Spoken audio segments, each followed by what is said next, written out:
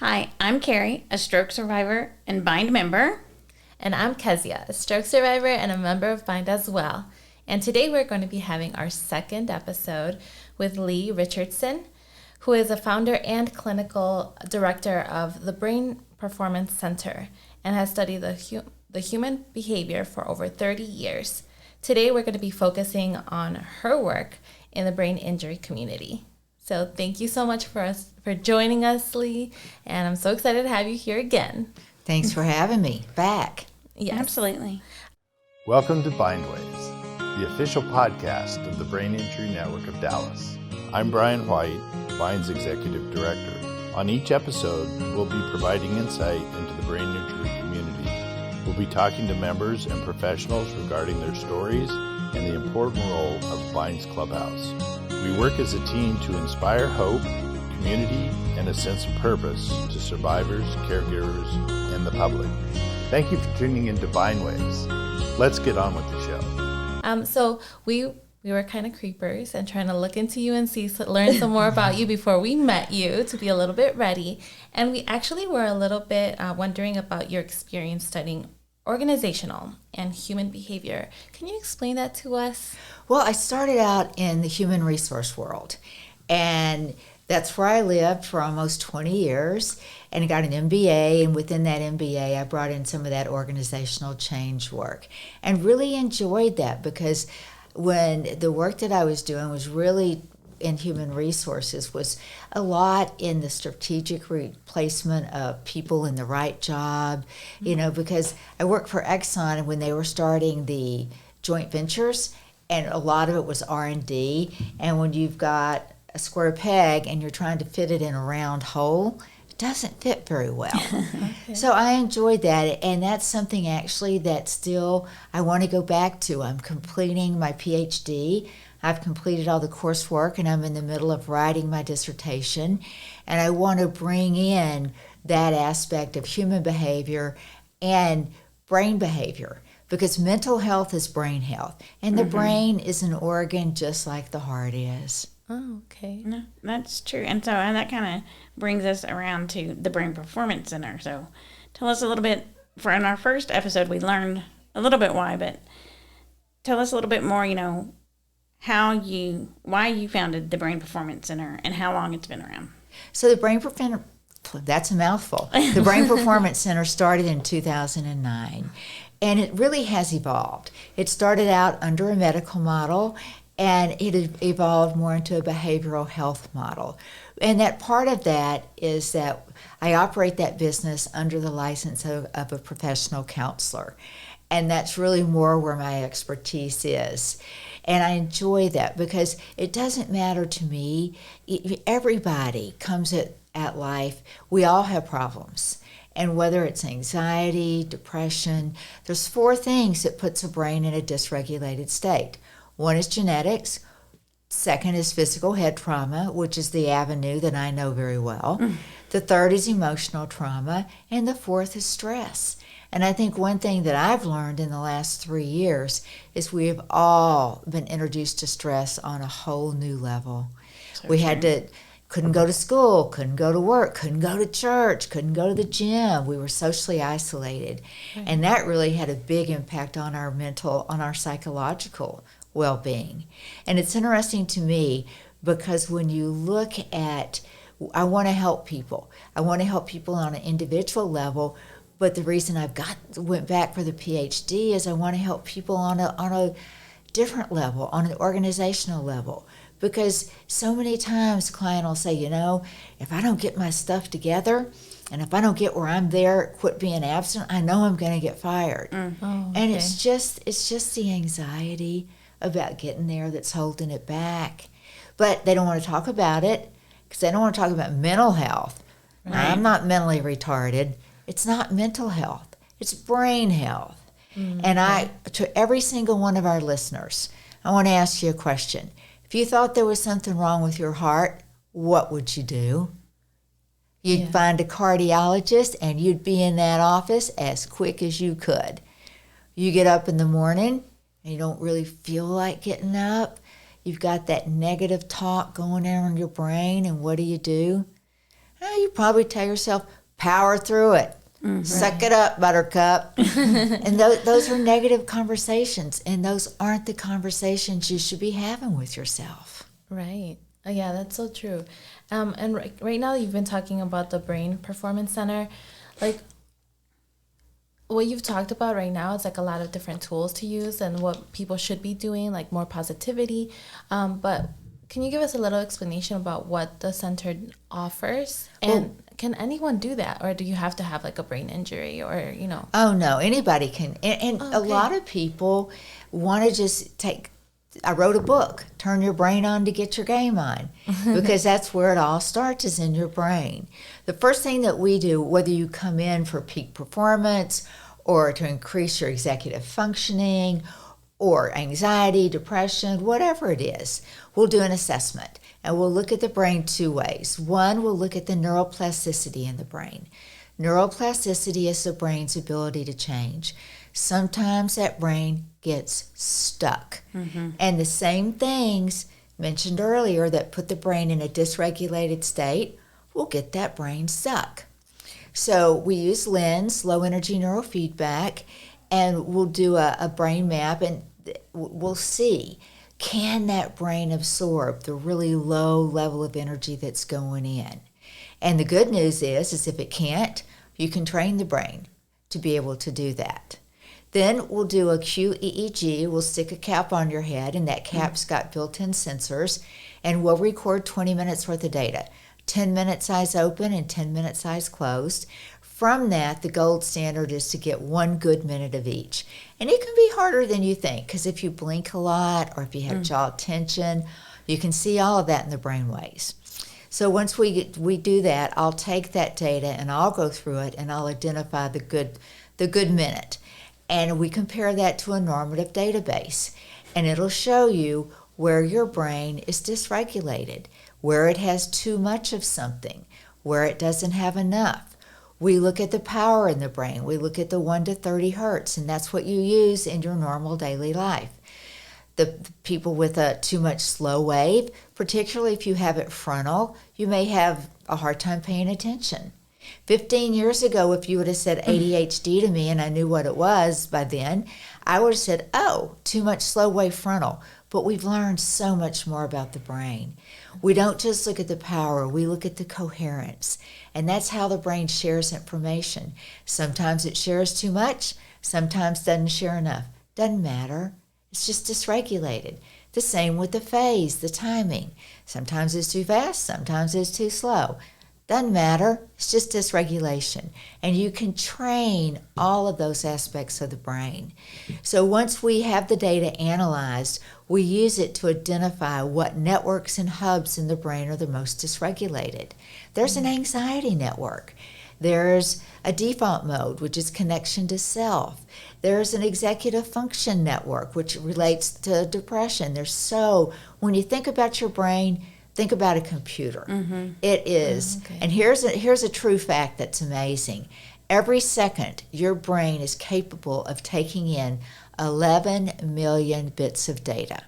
Oh, wow. Research shows that somewhere between 40 and 126, you can hold that on a conscious level in your mind. The rest goes to your subconscious. Personally, I think it's 40. I don't think it's 126, but it doesn't matter. We don't have to do the math. It all goes to your subconscious. And the cool thing about neurofeedback is it can touch the subconscious. When you calm that brain down, the subconscious calms down and can start to let go of things. They don't matter quite so much. That ruminating thought that you've had playing in your head every day for the last year stops talking. And that I read a lot about that, and you just said it again, so that gave me my key to kind of ask it. So, neurofeedback. I'm trying to see if I understand that correctly. Kind of is that when you're talking about the 10 minutes eyes off the EKG? Is that where you're talking about neurofeedback? Well, that is the basis for neurofeedback. Okay. When you do whole brain training, you put that cap back on your head, and we train for 20 minutes. We do 4 or 5 minute rounds. But you're looking at a screen, and it doesn't matter what's on the screen. Little kids love YouTube. Adults prefer more like Netflix or Amazon. But whatever you're watching on that screen, when your brain is changing the way it's wiring and firing to hit the thresholds that we set, the picture stays really bright and colorful. Okay, so it's kind of like making sure the neurons are making sense. It's making sure the neurons and dendrites change the way they're wiring and firing. Okay. Ooh, Yeah. interesting. And it's creating, when you take medication, you can change the amount of like beta that you have in your head. You can do it organically by training the brain. It's like how they taught Pavlov's dog. It's the same thing except on steroids. But the brain knows it's getting the feedback that it's doing the right thing because the picture's staying bright. Oh, wow. Interesting. And I know that right now you're talking about like the work that you do at your center, but we also invited you to our podcast because we also heard that you have a podcast or a radio station. Can you tell us a little about that and what has inspired you to work on also sharing information to others? So I do In Your Head with Leigh Richardson every Thursday, and I record it in a studio, and then it's played back afterwards. And it's just been a really fun way for me to meet a lot of people and to get the word out about the brain. One of my favorite shows was a financial person that talked about finances. And we talked about the relationship that you have with your money. And you do have a relationship with your money. Some people want to hang on to it. Some people want to spend it way before they ever get it. Yeah. So I enjoy taking everything that's in everyday life and connecting it to the brain. Yeah. So you have a podcast as well. We also heard it's a radio. Is it both? It's the same thing. Oh, okay. And you can listen to it wherever you listen to any of your podcasts. It's just done it's recorded at a radio station. Oh, cool. Well, we'll also remind our listeners that you will be having all the resources on the description of our episode with Leigh, so you'll make sure to have that. And I also want to remind all of our listeners that you'll be able to hear Bindwaves on Thursdays as well on all your favorite platforms.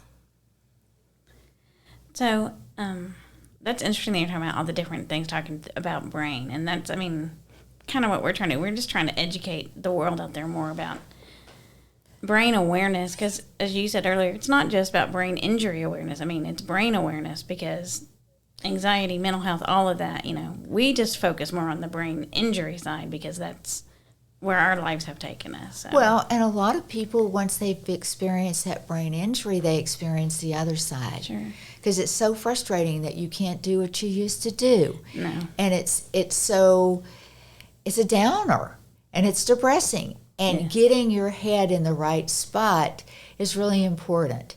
And I encourage people, if it bothers you, talk about it. See a counselor. There's Contact Bind. I'm sure they have resources that you can talk to. Talk to a pastor. Don't try to get your partner or your parents or a family member to fix it for you. Let them stay in their lane. Let them have the role that they have in your life.